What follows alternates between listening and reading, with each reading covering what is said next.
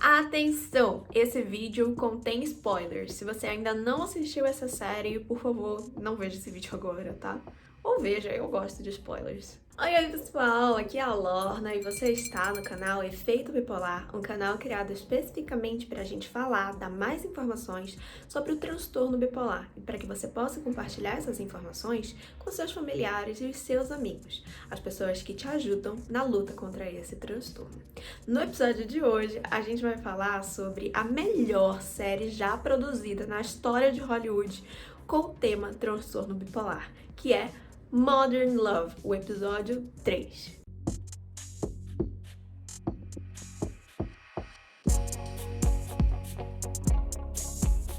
Se você não sabe do que eu tô falando, essa série, Modern Love, ela traz a história de várias pessoas, cada episódio é uma história, pessoas em busca do amor.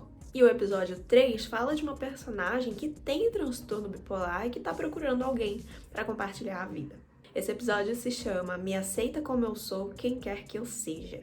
E de cara, a gente já consegue entender um pouco sobre o que ele fala, que é ela em busca da aceitação. Só que ao longo do episódio, a gente percebe que não são os outros que precisam aceitar ela, e sim ela mesma. Por isso esse episódio é tão legal e extremamente bem feito, fiel à realidade. O problema é que, à primeira vista, para quem não conhece o transtorno, pode parecer que a pessoa que tem transtorno bipolar fica mudando de personalidade de uma hora para outra. E essa é a única parte que eu não gosto, porque eu e você sabemos que isso não tem nada a ver com transtorno, né? Então vamos dar uma analisada nos sintomas que a Lexi apresenta pra gente entender qual que é a diferença desse negócio de mudar de personalidade para uma análise realmente verdadeira e científica da personagem. Então, para começar, a gente vai falar um pouco dos sintomas que a Lexi apresenta e como a gente pode diferenciar eles da personalidade da personagem. Na verdade, não dá pra gente ver muito da personalidade dela ali, porque o episódio inteiro foca somente nos momentos em que ela tá apresentando episódios de humor. Mas estejam cientes de que se mostrasse, né, a vida dela como um todo, provavelmente a gente poderia pegar alguns relances do que seria essa personalidade. O episódio começa com a Lexi claramente em mania, né? E logo no começo ela fala uma frase que é para ser a nossa frase, é para entrar na sua cabeça, para entrar na cabeça de todo mundo. Ela fala que muito bom humor, na verdade, é um problema, é sinal de problema. Logo a gente percebe que ela tá super arrumada, que a autoestima dela tá elevadíssima, que ela tá indo realmente pra arrasar. O problema é que ela tá indo no mercado, né? Então passa a ser até inadequado o comportamento dela diante da situação, do contexto que ela tá vivendo. E ali ela tá à procura de um pêssego, gente. Como que você se arruma daquele jeito pra ir comprar pêssego? Mas não para por aí, os absurdos não param por aí. Ela sai pra comprar pêssego e volta com o amor da vida dela, né? Sai do mercado ali com o pêssego e com o amor da vida dela, supostamente. A forma como a Lexi se relaciona com os pêssegos naquela cena pode entrar no que a gente chama de aumento da atividade dirigida a algum objeto, ou o famoso hiperfoco, que é quando a pessoa fica super focada em um único assunto, que naquele caso são os pêssegos, e para ela os pêssegos tinham que ser exatamente do jeito que ela idealizou. Enquanto ela busca ali os pêssegos dela, ela vai falando sobre os relacionamentos amorosos que ela já teve e o quanto ela acredita na força do amor. Entretanto, fica claro pra gente que ela troca de parceiros com frequência e que naquele momento ela pode até não estar tentando seduzir ninguém, mas ela sabe que ela tá. Porque a forma como a câmera mostra os olhares que os homens direcionam pra ela fica muito óbvio, né? E será que isso poderia se encaixar numa libido aumentada? Fica aí o questionamento, porque eu acho que combina bastante. Além disso, parece que quando ela está de muito bom humor, como ela mesma diz, a Lexi tem a capacidade de contagiar as pessoas ao redor dela. E a gente percebe isso pela forma como o moço lá fala sobre ela, né? Não decorei o nome do moço, desculpa. Mas o boy lá que ela resolve tomar café da manhã. E um outro ponto interessante para a gente adicionar na nossa análise sobre a mania da Lexi é que ela relata que ela tá sem dormir há 3 dias. E ela diz que a vida é muito interessante para dormir, né? Interessante demais para você passar dormindo. Isso tudo aqui, esses detalhes que eu peguei, nem todos estão naquela primeira cena de mania. Elas também estão ao longo do episódio quando ela vai falando sobre o que é o transtorno.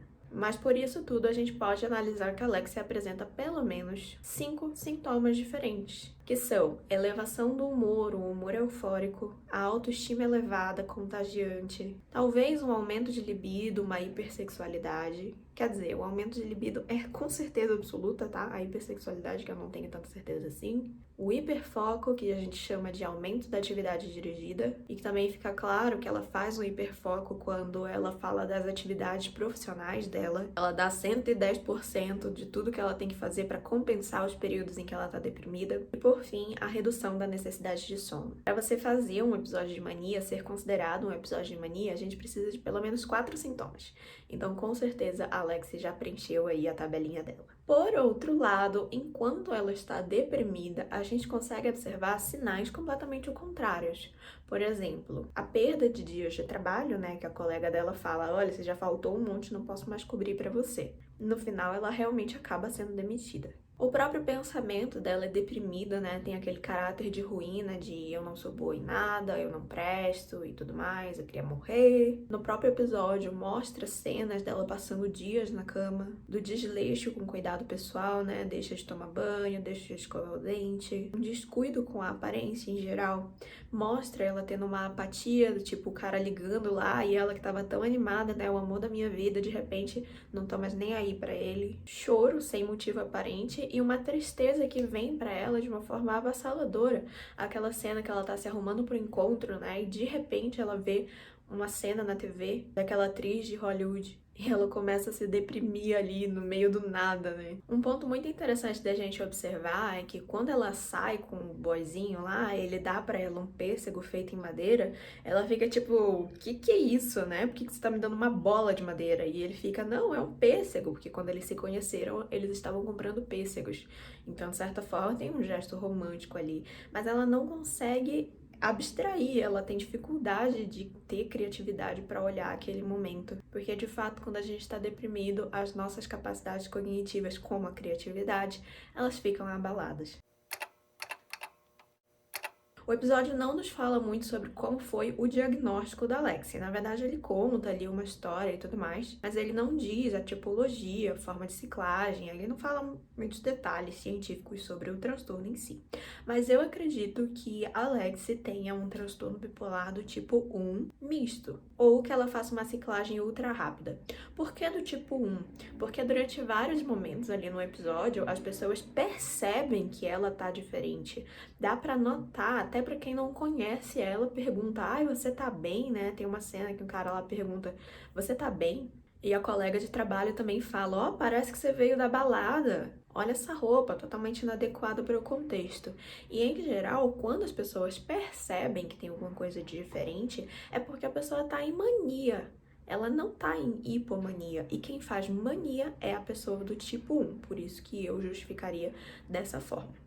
E misto, porque dentro do mesmo episódio, ali com o dia do pêssego, né, que ela conhece o cara na sessão de pêssegos, ela tá muito bem durante o dia, quando chega a noite, acabou pra ela claramente fica deprimida. Não é comum dentro do transtorno bipolar que de dia você esteja bem, de repente você fique mal. Não é bem assim que isso acontece, isso é um mito, né? Então as únicas coisas que justificariam essa mudança brusca seriam essas duas opções. Ou ela tava passando por um episódio misto e pela manhã ela teve vários sintomas de mania e pela noite vários sintomas de depressão, ou ela tava passando por uma ciclagem ultra rápida em que ali acontecem, né, vários episódios num curtíssimo período de tempo. Mas, sem dúvida alguma, não é um transtorno bipolar clássico. Isso não é comum de acontecer. Essa mudança muito rápida, né?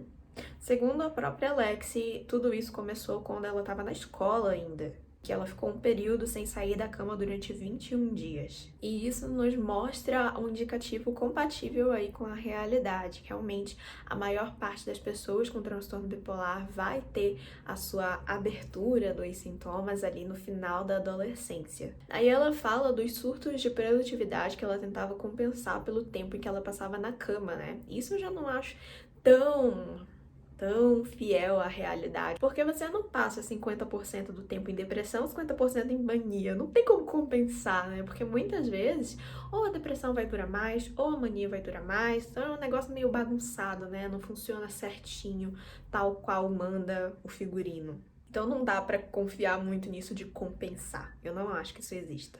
Agora, uma coisa que me chama muita atenção no relato da Lexi é que ela fala: eu só aparecia, né, nos rolês quando eu tinha certeza de que eu iria causar uma boa impressão. E isso é uma coisa que muito bipolar faz. Aparece quando tá bem, quando tá em eutimia ou então eufórico, e quando tá mal, deixa completamente de existir. E isso faz parecer pra quem tá de fora que a personalidade daquela pessoa mudou. Porque, ó, de repente eu só te via bem, te via bem, te via bem, e aí você de repente tá mal? Fica parecendo mesmo que tem alguma coisa estranha com o caráter daquele indivíduo, né? Mas é apenas uma impressão, porque o tempo todo você tá meio que manipulando o que as pessoas podem ver. Porque quando você não quer que elas vejam, você simplesmente se afasta. Esse é um mecanismo muito comum, não só para quem tem transtorno bipolar, mas para quem tem vários tipos de transtorno mental. A Lexi também fala um pouco sobre os tratamentos que ela já fez e o que ela faz atualmente. Presumindo que ela já está tratando aí pelo menos há uns 15, 20 anos, ela relata que já fez análise, que seria a psicanálise tradicional, já fez eletroconvulsoterapia, que apesar de parecer um tratamento meio medieval, hoje em dia não é mais feito do jeito que você tá pensando, tá? Que é aquele tratamento de choque, mas é um pouco diferenciado da sua imaginação, tenho certeza. Ela também já fez terapia cognitiva comportamental e, segundo ela, já tomou todas as medicações possíveis. Nenhum deles parecia dar jeito até que ela encontrou o médico certo e a medicação certa. Ela não fala, obviamente, qual medicação é essa, né? Mas se eu não me engano, ela até menciona o lítio. O que é muito legal é a forma como ela relata o que aconteceu depois que ela encontrou o médico certo e a medicação certa, né? Ela diz que agora há cores na vida dela e que ter emoções não faz com que ela se transporte por um universo paralelo. Ou seja, ter emoções é normal, você não precisa ficar preso naquela emoção, que é o que eu sempre falo pra vocês. Quando a gente tem desregulação emocional, parece que a gente tá caindo numa bola de neve das emoções e que a gente fica preso ali sem conseguir voltar à realidade. Agora, quando a gente sabe, tem educação emocional, conhece as estratégias de tolerância ao mal-estar, é uma visão completamente diferente que a gente tem sobre as emoções que a gente sente. Não significa que a gente vai deixar de sentir emoções, mas que elas se tornam normais, literalmente. As maiores dificuldades que eu vejo no relato da Lexi é em relação a ninguém saber quem ela realmente era, né? Ter essa percepção de personalidade um pouco distorcida, e ela mesma diz isso, né? Que é como se ela usasse uma máscara. O cansaço que ela demonstra quando ela tá apresentando um novo episódio, tipo, meu Deus, de novo, não aguento mais, saco cheio e tudo mais. E a luta para não se deixar levar quando ela se encontra no momento de recaída. Mas principalmente o que mais se destaca é a dificuldade que ela tem em manter relacionamentos, principalmente amizades e relacionamentos amorosos. Mas trabalho também, né? Dá pra ver ali que as relações de trabalho dela são bem delicadas. Entretanto, ao longo do episódio, a gente vê como ela aprende a lidar com essas dificuldades. E ela mesma diz que desde que aquele episódio passe, pra ela tá ótimo. Ou seja, a gente vê o crescimento dela em relação à aceitação do transtorno. Ela também fala que desde o episódio dos pêssegos até o momento final, que a gente vê que tá tudo bem, né? Que deu tudo certo na vida dela, se passaram 2 anos. Então percebam como demora esse processo de aceitação, de acertar também o medicamento. Enfim, como é longa essa trajetória, exige aí uma paciência, uma dedicação da nossa parte para chegar em um lugar confortável em relação com o transtorno bipolar. Então, muita gente acredita que esse lugar não existe, né? Que não dá para ser confortável em relação ao transtorno. Mas eu acho que esse episódio é tão bonito justamente porque ele mostra isso. Ele mostra que tem esperança. No final, ela abre mão de controlar tudo. Ela permite que as outras pessoas possam escolher se elas querem conviver com essa pessoa que tem transtorno ou não. E se elas escolherem não conviver com o lado ruim dela, tá tudo bem. Ela supera o medo da exposição e começa a viver como a pessoa que ela realmente é. Uma pessoa criativa, uma pessoa divertida, uma pessoa competente. Desculpa aí ter dado alguns spoilers, tá? Mas realmente é um episódio que vale muito a pena assistir. Principalmente assistir aí com os seus parceiros, seus familiares, seus amigos que não têm compreensão do que é o transtorno. Vai assistindo com eles e explicando como que você se identifica identifica com aquilo, como que aquilo se aplica na sua vida, porque eu acho que fica bem didático para eles compreenderem. Muito obrigada por ter assistido até aqui. Se você gostou desse vídeo, deixe seu like, se inscreve no canal para receber todas as notificações de conteúdo. E se você tiver mais 5 minutinhos, assiste mais um vídeo aí do meu canal, que isso me incentiva muito a continuar gravando para vocês. Te vejo na semana que vem. Tchau!